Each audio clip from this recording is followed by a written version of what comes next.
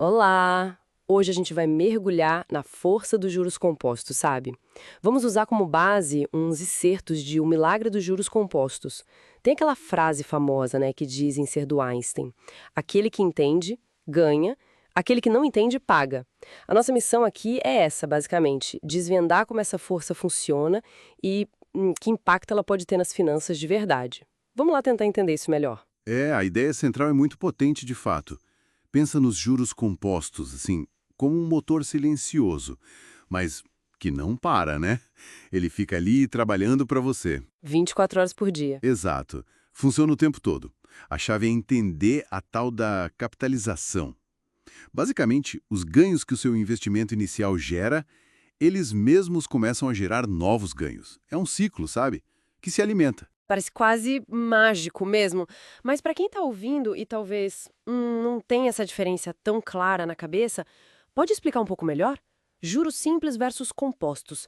Por que um cresce reto e o outro dispara? Claro, é fundamental entender isso. Olha, juros simples, eles incidem sempre sobre o mesmo valor. O capital inicial, tá? Imagina uma linha reta, subindo devagarinho. Linear. Isso, linear. Já os juros compostos, não. Eles são calculados sobre o capital inicial e também sobre todos os juros que já foram acumulados até ali.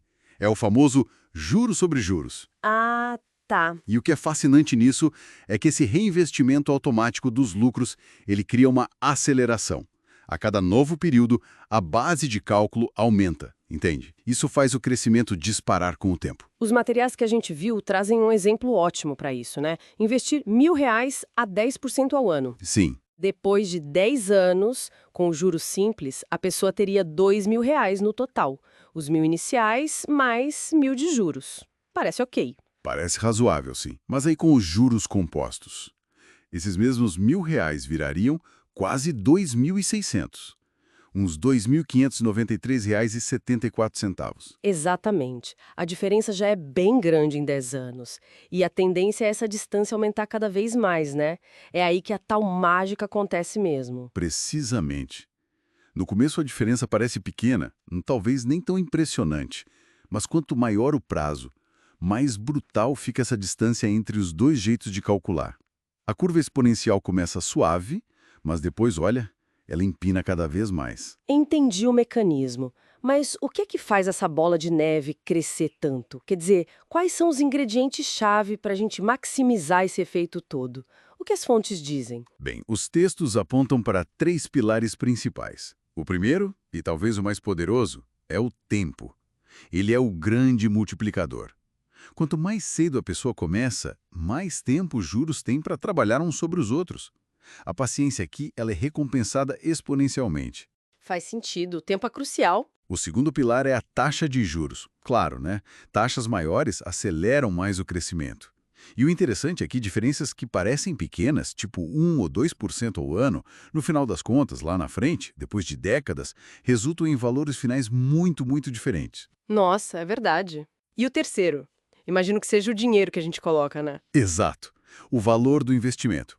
E isso inclui não só o montante que você começa, mas também os aportes regulares. Colocar dinheiro de forma consistente, sabe? Mesmo que sejam valores que pareçam pequenos.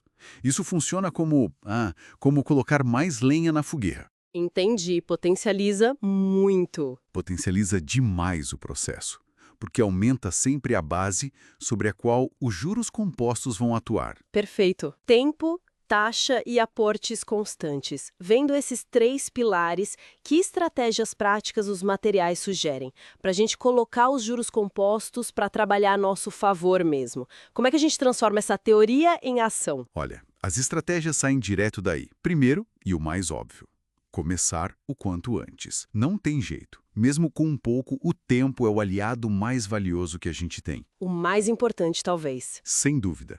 Segundo, investir com regularidade. A consistência de colocar dinheiro ali todo mês ou todo o período que der é chave para alimentar o crescimento. Terceiro, reinvestir os rendimentos. Dividendos, juros que pingam na conta. Não tirar esses ganhos, deixar eles lá para gerar mais ganhos. Deixar a bola de neve rolar sozinha. Isso. Quarto, pensar no longo prazo. É fundamental. Estamos falando de décadas, né? Não de meses ou poucos anos. A mentalidade tem que ser essa.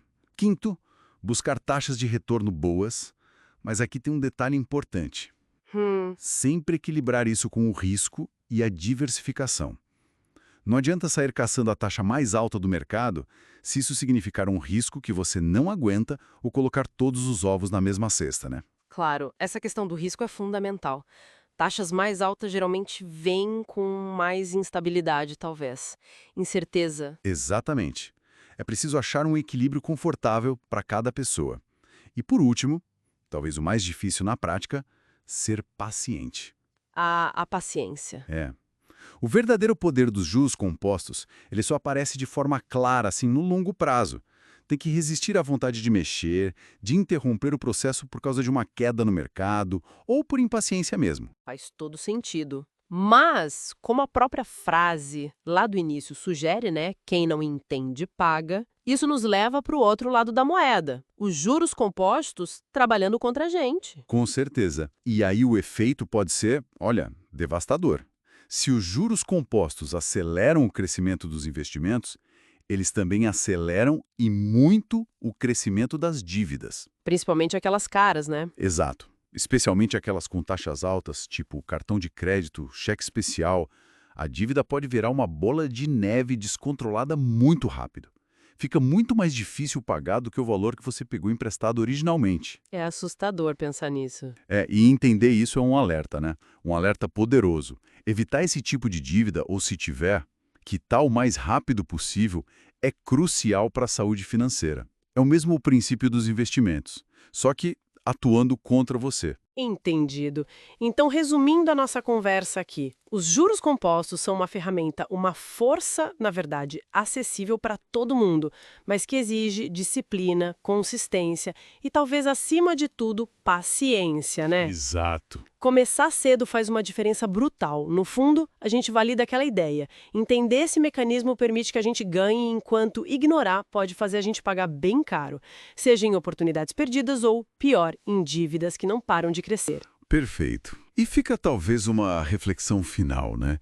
Que os materiais inspiram esse princípio de crescimento ou até de decaimento que se autoalimenta e acelera com o tempo. Será que ele só existe nas finanças? Boa pergunta. Ou será que a gente consegue ver fenômenos parecidos em outras áreas da vida? Sei lá, hábitos, conhecimento que a gente acumula, até relacionamentos, onde pequenas ações, feitas de forma consistente, repetidas ao longo do tempo, também acabam gerando resultados exponenciais.